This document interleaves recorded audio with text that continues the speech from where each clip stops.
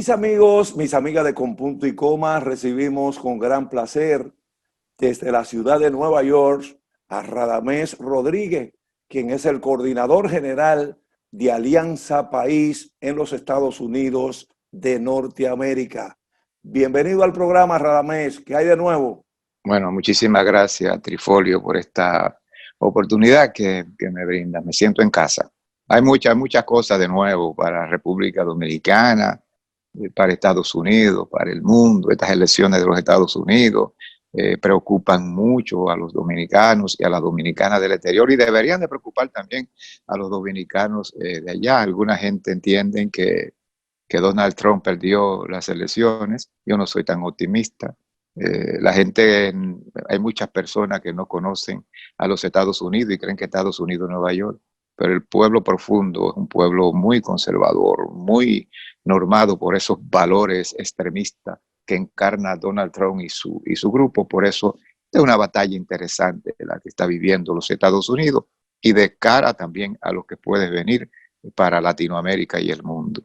Radamés Rodríguez, ¿de qué adolecen los demócratas en los Estados Unidos de Norteamérica?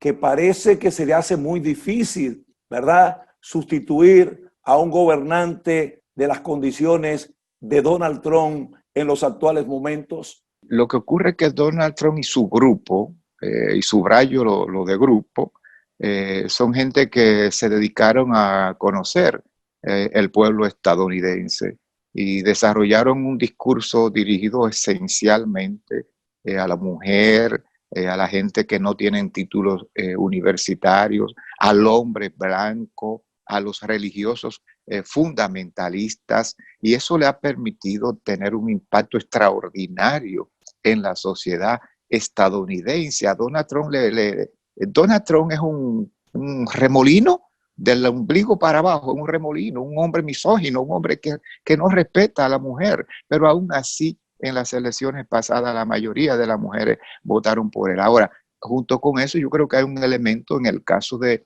los demócratas que es esencial y que ellos, fundamental, y que ellos también los entienden. El candidato demócrata no es el mejor candidato. Si algo ha favorecido a Joe Biden es el hecho de que la pandemia se dio con las consecuencias que todos conocemos, y eso le permitió a Joe Biden de alguna manera hacer campaña desde el sótano de la casa donde vive, porque si hubiera tenido que hacer campaña abierta en la calle, de frente a la gente, yo creo que las posibilidades demócratas fueran menores. Sin embargo, hay que admitir que este es un país también, que una parte importante de este país, y sobre todo vale subrayar del poder también de este país, se ha cansado de los desatinos y desafueros de este gobierno y de este presidente. Por eso entonces las elecciones hoy en día prácticamente, aunque en el voto popular, en el voto nacional, Joe Biden y los demócratas están ganando, y todavía tienen muchas posibilidades de ganar el voto por el colegio electoral, que tú sabes que es el que define en última instancia quién es el presidente o no. Yo creo que las elecciones están empatadas. Cabe resaltar mira, si los demócratas ganaran a Florida, las elecciones ahí mismo se cierran. Ganaron los demócratas la presidencia de los Estados Unidos, pero ahí la votación ha ido cerrándose.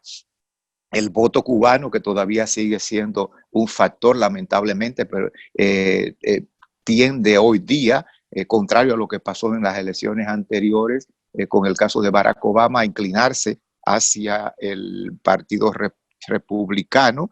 Y cuando hablamos del voto de los cubanos, esto está muy asociado también al discurso anticomunista propio de la Guerra Fría que Trump ha estado desarrollando. Ahora, hay un factor que algunos analistas ponen de relieve, y es la posibilidad entonces de que el voto puertorriqueño, recordémonos que ahora viven más puertorriqueños y puertorriqueñas fuera de lo que están viviendo en su país, en Puerto Rico. Entonces, que si ese voto sale a votar, y lo hace, como todo parece indicar que pudiera ser, a favor de los demócratas. Y si una parte del voto blanco de la región norte de la Florida se inclina hacia los demócratas, entonces los demócratas ganarían Florida y ganarían, y ganarían las elecciones en el país. Radamés Rodríguez, vamos a hacer un brinco en la conversación.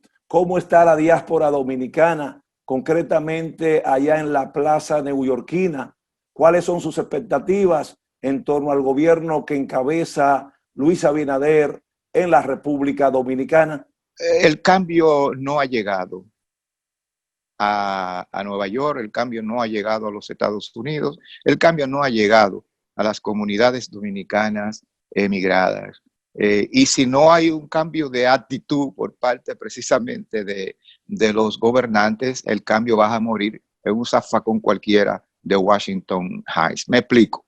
La comunidad dominicana continúa siendo la cenicienta de nosotros, del país y del mundo político de la República Dominicana. Yo vi con detenimiento y estudié el discurso del presidente de la República en la toma de posesión y acabo de ver ahora el discurso de los 5 minutos que dio en el día de ayer y sencillamente no hay referencia importante hacia los dominicanos y dominicanas del exterior.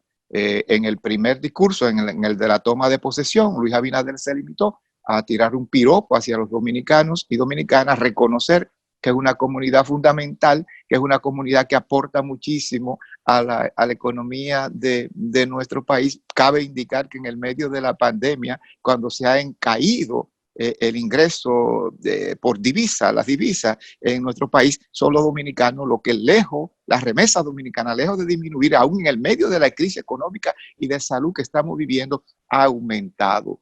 Pero aún así, el gobierno, este gobierno, al igual que el gobierno anterior, no han hecho absolutamente nada por los dominicanos del exterior. Se puede alegar, con razón, óyeme, pero que estamos hablando de un mes. Pero claro, tenemos plena conciencia de eso y de la crisis que está viviendo la República Dominicana. Pero por Dios, eso no impide que este gobierno tomara medidas tan simples para de alguna forma alentar y expresar su simpatía y apoyo hacia los dominicanos del exterior, tomando una decisión a nivel del Congreso de la República, diciendo que no se nos va a cobrar los $30 que se cobra por primera maleta a viajar para nosotros como dominicanos, viajar a nuestro país, que nos saquen de los $10 esos que nos cobran como si fuéramos turistas. Y eso fue un decreto del gobierno de Danilo Medina, eso no es una ley, eso es un decreto entonces que si lo toma este gobierno, lo puedes anular hizo facto. O sea, cosas tan simples como esa,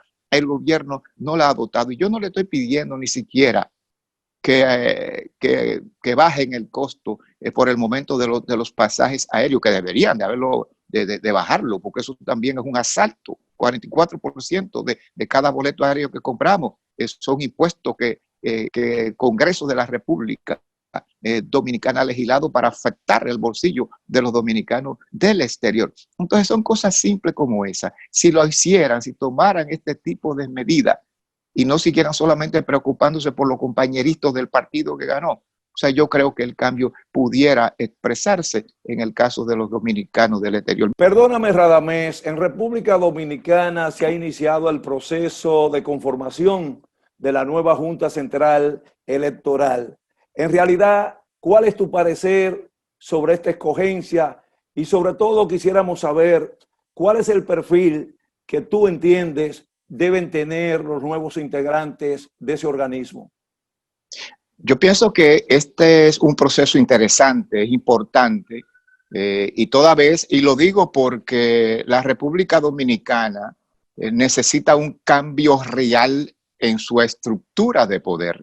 Y la Junta Central Electoral, como un órgano de poder independiente, tiene que estar integrada por personas, por ciudadanas y ciudadanos que fortalezcan la institucionalidad democrática. Y para eso lo que se requiere es actuar en función de las leyes y de la Constitución, no en función de las aspiraciones de los partidos políticos, no en función de lo que diga o no diga el poder ejecutivo. En ese contexto, entonces, a mí me parece de que no se debe de repetir la historia, porque recuérdate lo que dijo Carlos Marx, cuando la historia se repite, o es farsa o es tragedia. Entonces la historia reciente nuestra ha sido la de disponer de un órgano electoral que haya estado mediatizado por las propias posiciones del Poder Ejecutivo. Por eso entonces el reclamo que han hecho algunos grupos, ejemplo, los jóvenes que luchan por preservar la democracia dominicana y que estuvieron en la Plaza de las Banderas, es que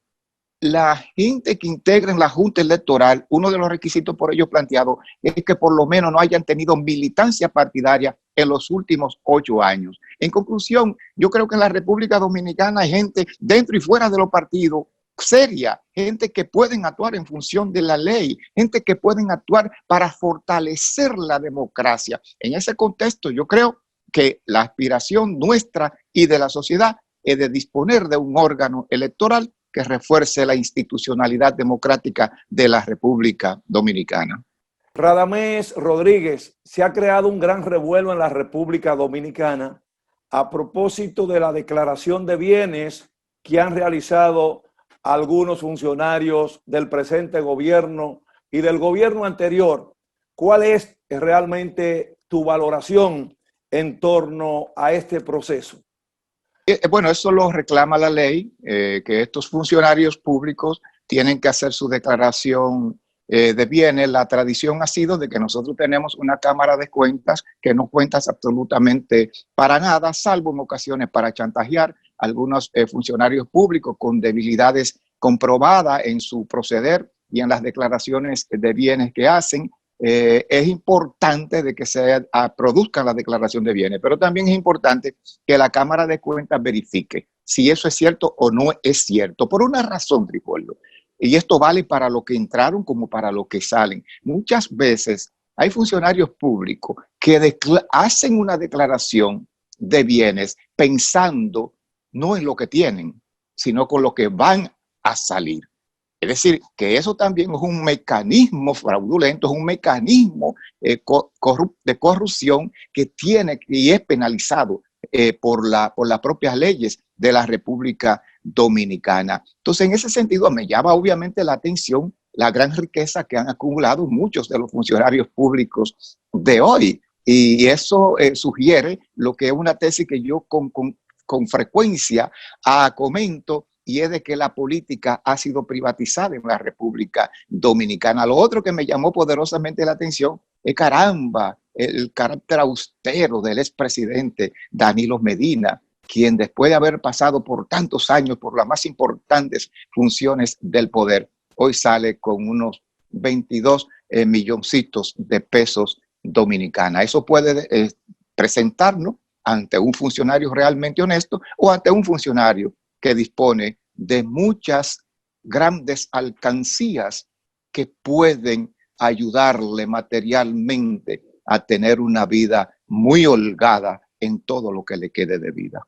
Radamés, ¿no hace recordar esa suma declarada por el expresidente Danilo Medina Sánchez a la triste y célebre figura de Joaquín Balaguer? ¿Verdad? Porque decían que era una persona muy comedida en el uso de los bienes materiales, pero eran unas personas que disponían eran especie de testaferros económicos. Yo no estoy diciendo de que sea exactamente el caso igual, pero nos hace recordar esa figura tétrica de Joaquín Balaguer. Bueno, pues muchísimas gracias a Radamés Rodríguez, coordinador general de Alianza País en los Estados Unidos de Norteamérica. Mis amigos, mis amigas de Con Punto y Coma, manténganse frente a sus televisores porque en breve lo continuamos.